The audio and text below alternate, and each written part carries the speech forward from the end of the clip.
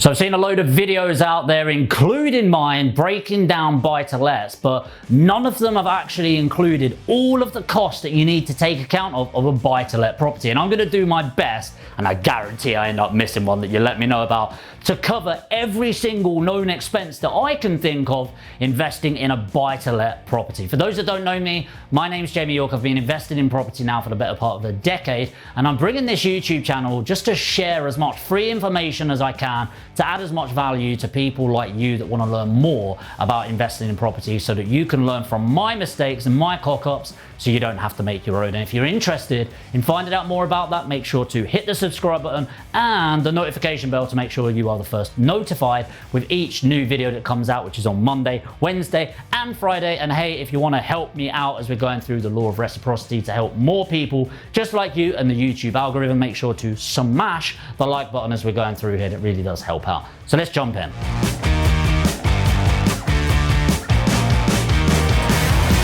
Okay, so I want to start with the biggest one that most people don't consider, the first two actually, but we'll start with the first, which is time. So the reason this is important is when you start making more money, you realize that money is truly abundant. Okay, I think I did a video on this. What is it? 26 trillion in circulation, real money in circulation at any one point. It might be 28, and 1.2 quadrillion, which is 1,200 trillion in circulation, including cryptocurrencies, derivatives, etc. Money is everywhere. It is abundant. Okay, somebody else has just got your money right now, but the one thing that is constantly going down is time. Each time I'm clicking, you're never getting it back. So I'll stop doing that right away. So time is your most scarce, valuable asset, okay, and it is going down over time. So this is why I think education is so important, and I'm not going to go into a spiel of it. Like, I do these for free. I've got paid for courses as well, if people are interested. But ultimately, educate yourself in the best way you can, because if you're going out there and learning from your mistakes, it's not so much the money that it's costing you, although that can be significant as well, because the cost of ignorance is a shitload of money. It's your time invested in this, okay? And as I've built up my businesses, I'm valuing my time a lot more, and I should be valuing it a lot more than I do, okay? But every second is precious, and you need to take full advantage of that time. Number two is COF, smiley face, cost of finance.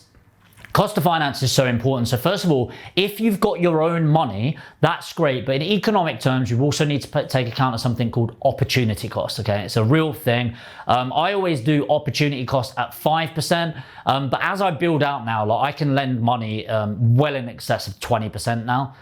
So my opportunity cost is actually pretty high with my money, but the real opportunity cost is not having it work for me, okay? So if it's sat in the bank account right now getting you 0 point what cool in the bank, that's really not going to be helping you when inflation is pretty high right now. On average, I think it's like 2.5%, but it feels a lot higher than that, right?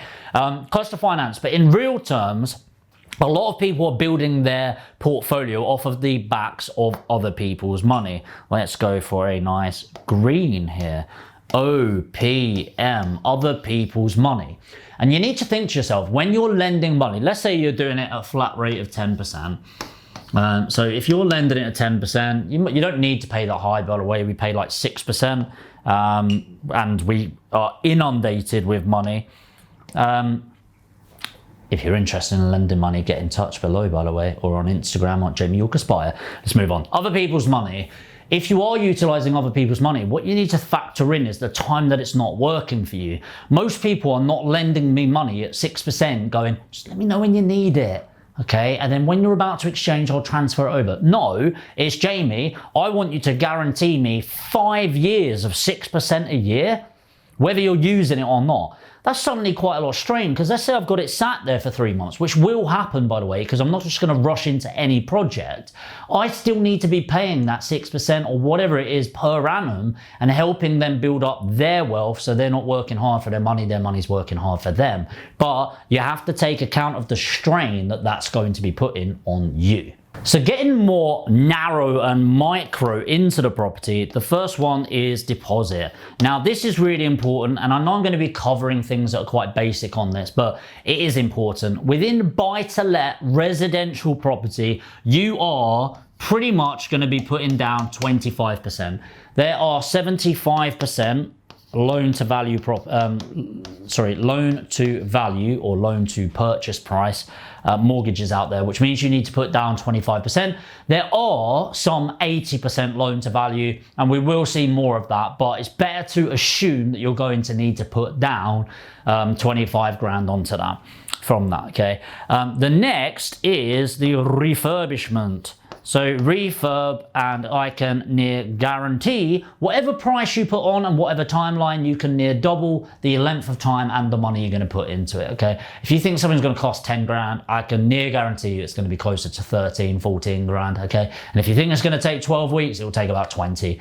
It just does, because shit happens, and you're dealing with property, bricks and mortar, builders, plumbers, electricians, all talking and communicating with each other, which, if you're one of those, let's face it, you're not well known for. An organization isn't the strong point. Things go wrong because we all cock up, right? But just have a quick tip with that, a contingency. Okay, if it's one of your first ones, I'd have a contingency between 15 and 20%. 15 and 20%. See if I can fit it in. Just about. 15 and 20% contingency, and that includes financial and time contingency. Okay, so if I think it's going to take 15 weeks, I'll add 20% on that. 18 weeks is how long it's going to take. Okay, so your deposit and your refurb. The next one that you need to be thinking about is your actual purchase cost within this. So I'm going to quick form this. You've got your stamp duty. Stamp duty is going to be, just remember, whatever it is 3% surcharge. So if you've got £100,000 property, it's not going to be zero, it's going to be 3 grand on that. On top of that, you've got your legals or your solicitor fees when you are purchasing a property on this. And those legals, people will say are about £1 grand. But what you need to think about is their fee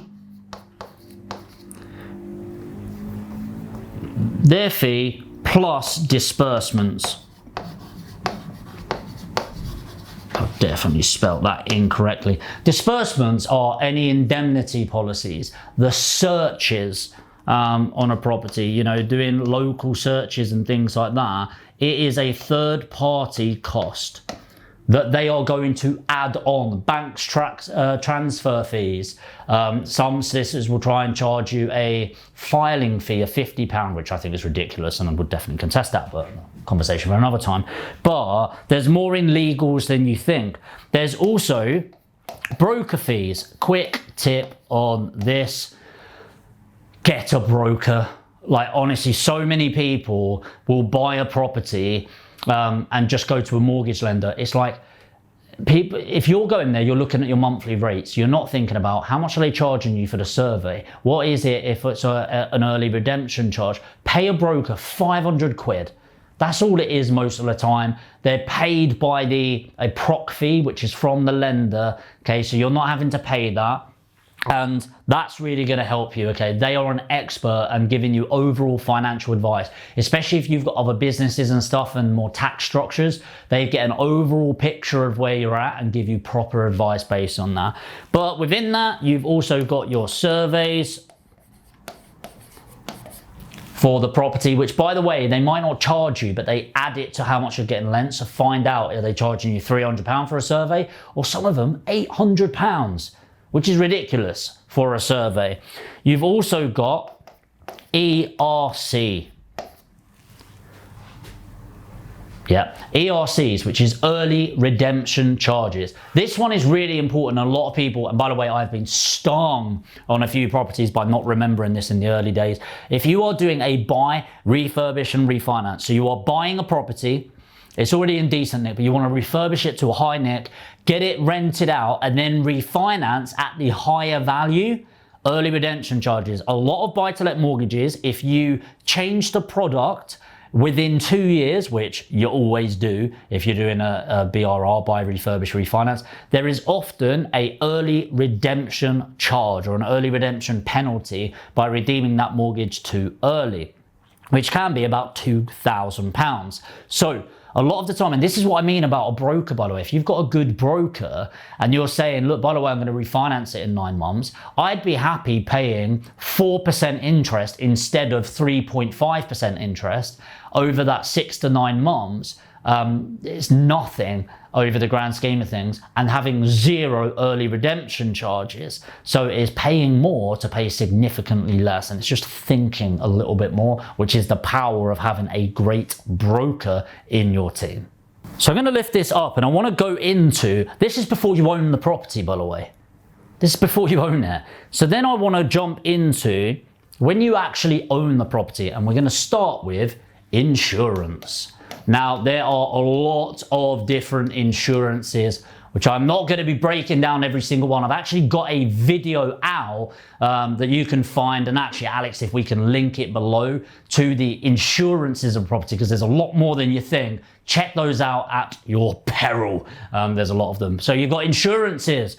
You've got voids, which most people don't account of. Why are voids important? Well, number one, obviously, you've got no money. Let's change this to a big negative red on here. So, no money.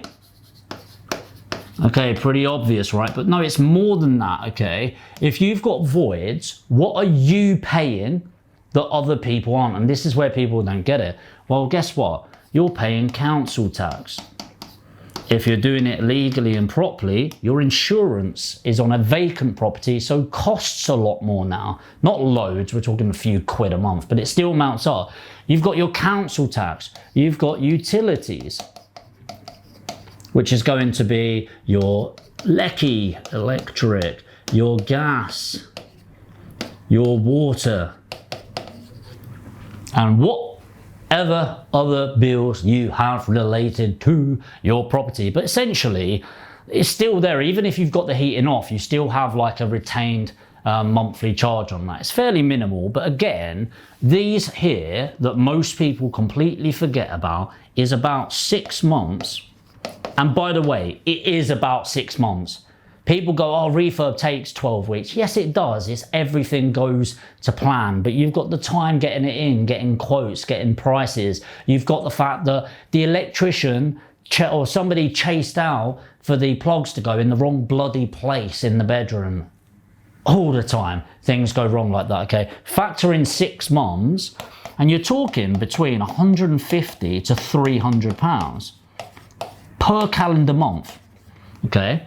Dependent on the value of the property and location. If we even go for that range, you've got 6, 12, 1800 at the higher end, and even 900 at the bottom end, all of which is money that honestly 90% of property investors just don't take account of.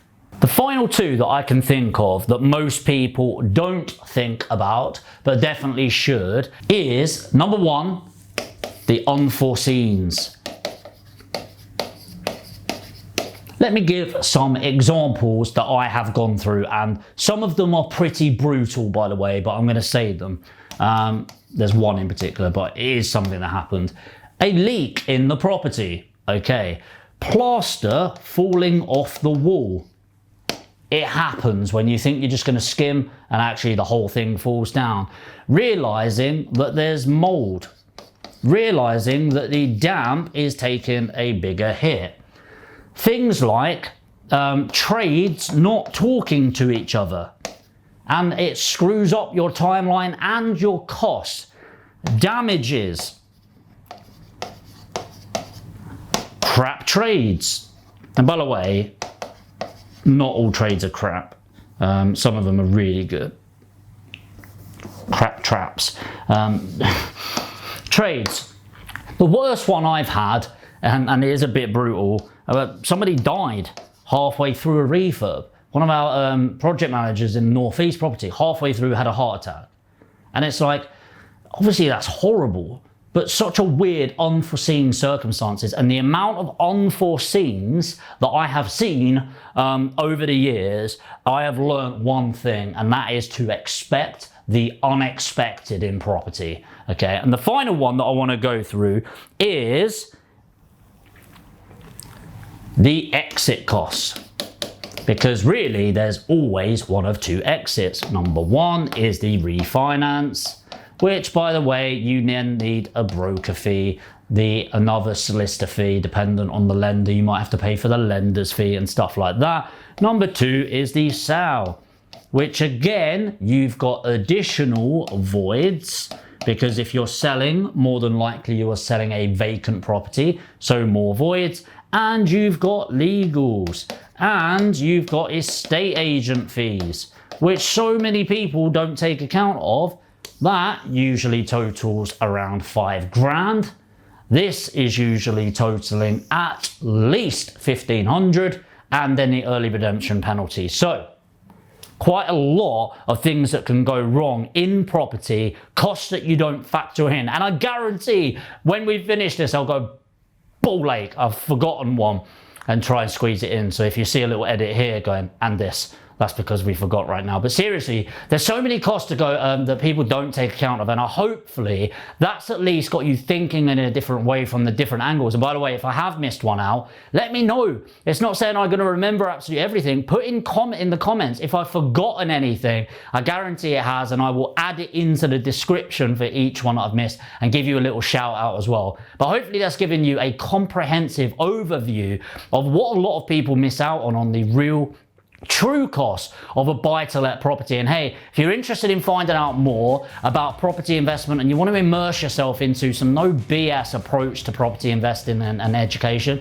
make sure to hit the subscribe button and the notification bell, and of course smash the like button if you've got value from this video, because it really does help reach more people. And hey, if you want to have more of a one-to-one dialogue and you've got Instagram, jump on over to Instagram. I'll put the handle below, but it's Jamie York Aspire. Make sure you put YouTube at the start of any message you send me, just so I know where you've come from, and I make sure to reply to every single one of my YouTube messages that come through to my Instagram. Hopefully we can get a bit closer, get to know each other a little bit better. And if you just want to take in account of the information so far, enjoy the videos, hit subscribe, the notification bell, and I'll see you in the next video.